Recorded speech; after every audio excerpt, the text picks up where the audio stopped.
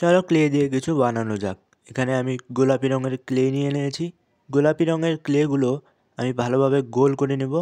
গোল করা হয়ে গেলে সেগুলোকে চ্যাপ্টার আকার দেব।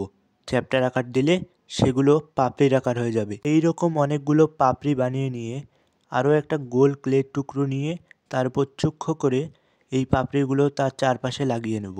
এমনভাবে 7-8টা চারপাশে লাগিয়ে নিলে এমন এক রকমের ফুল তৈরি হয়ে যাবে। এখন একটি কাঠিকে নিয়ে তার চারপাশে সবুজ রঙের ক্লে বসিয়ে দিলে তাহলে একটি স্টিক তৈরি হয়ে যাবে। সেই স্টিকে তুমি এই ফুলগুলো রাখতে পারো। এখন একটি মোটা কাগজ নিয়ে তার চারপাশে রঙিন কাগজ টেপ দিয়ে বা গাম দিয়ে লাগিয়ে দিলে একটি ছোট্ট ফুলদানি তৈরি হয়ে যাবে। এই ফুলদানির ভিতরে এই ফুলগুলো রেখে দিলে 7-8টা একসাথে রাখলে অনেক সুন্দর হবে। আমি এখানে 6টা রেখেছি এবং তোমরা এখানে দেখতে পাচ্ছ এটা সুন্দর দেখাচ্ছে। এটা আমার ফার্স্ট ভিডিও। এমনই ইউজফুল ভিডিও পাওয়ার জন্য আমাকে সাবস্ক্রাইব করে রাখতে পারো।